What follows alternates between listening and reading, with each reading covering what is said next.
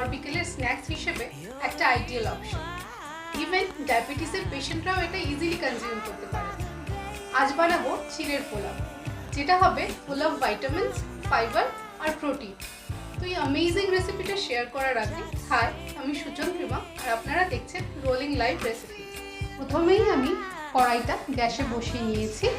এরপর আমি ফ্লেমটাকে অন করে একদম লোতে দিয়ে কড়াইটা হালকা গরম হতে দেবো। এবার আমি কড়াইতে দিয়ে দিচ্ছি, এখানে নিয়েছি আমি 50 গ্রামস মতো হোয়াইট সেসমি সিড।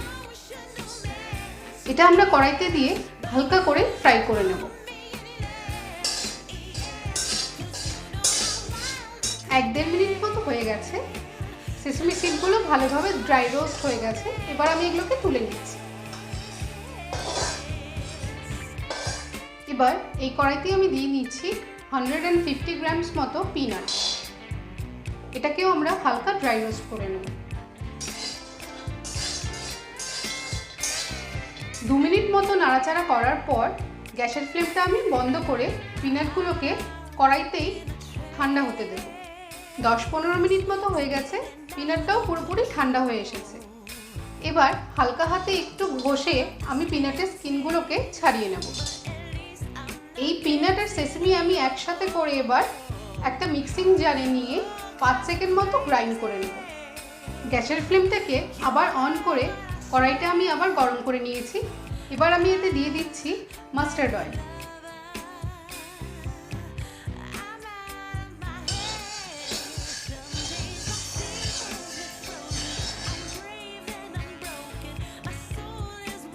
তেল গরম হয়ে যাওয়ার পর কড়াইতে আমি দিয়ে দিচ্ছি 2টো মিডিয়াম সাইজের অনিয়ন স্লাইস করে রাখা।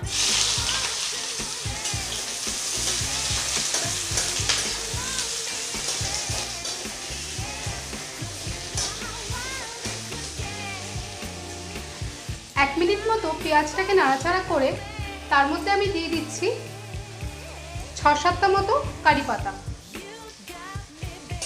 কারি পাতাটা দেওয়ার পর আরও মিনিট খানেক মতো আমি নাড়াচাড়া করে নেব।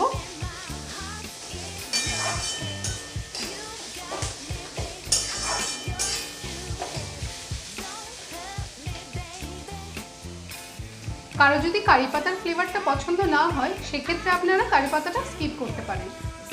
এখানে আমি নিয়েছি 2টো মিডিয়াম সাইজের ক্যারেট আর এখানে আছে 150 গ্রামস মতো বিনস।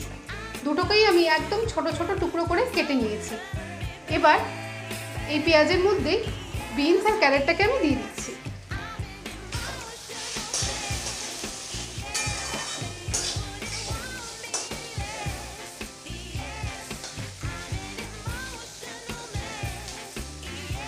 এই স্টেজে আমি অ্যাড করে দিচ্ছি 1/2 টিস্পুন মতো সল্ট।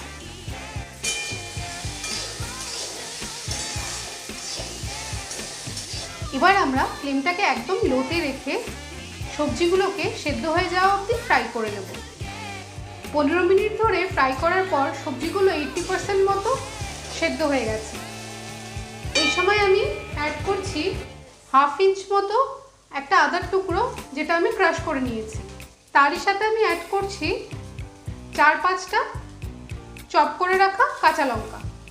আমি কাঁচা পাকা একসাথে মিশিয়ে দিয়েছি।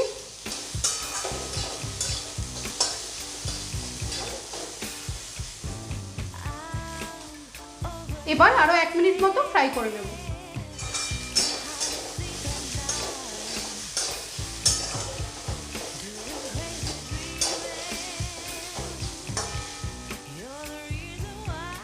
এক মিনিট মতো আরও ফ্রাই হয়ে যাওয়ার পর আমি অ্যাড করছি 1.5 টিস্পুন মতো জিরে গুঁড়ো।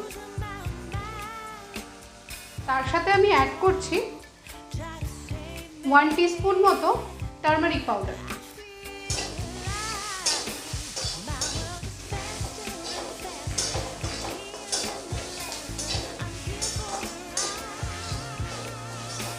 ভালো করে নাড়াচাড়া করার পর এবার আমি অ্যাড করছি চিড়ে। এখানে আমি 2 কাপ মতো সাদা চিড়ে দুবার জল দিয়ে ভালো করে ধুয়ে জলটাকে ছড়িয়ে এটাকে আলাদা করে সরিয়ে রেখেছিলাম।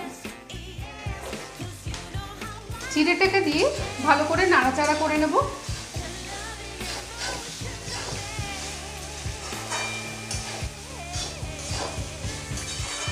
এর মধ্যে আমি দিয়ে দিচ্ছি 1 টিস্পুন মতো সল্ট।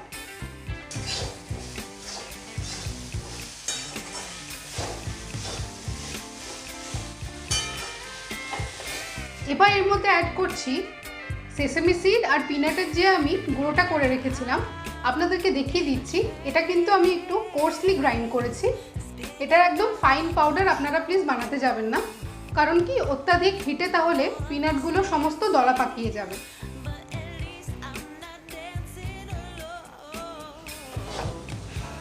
ভালো করে একবার মিশিয়ে নেব এবার।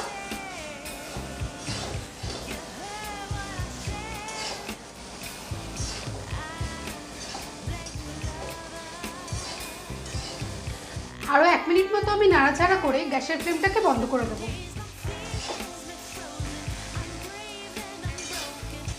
রেডি হয়ে গেছে চিড়ে দিয়ে তৈরি একটা হেলদি টেস্টি ডিশ। আপনারাও এই রেসিপিটা ট্রাই করুন আর আমাদের কমেন্টসে জানান যে আপনাদের কেমন লেগেছে। আর এই রেসিপিটা যদি আপনাদের ভালো লেগে থাকে প্লিজ লাইক, শেয়ার আর সাবস্ক্রাইব করতে ভুলবেন না। নেক্সট উইকে আরেকটা ভিডিও নিয়ে চলে আসবো আপনাদের জন্য। Till then keep on rolling.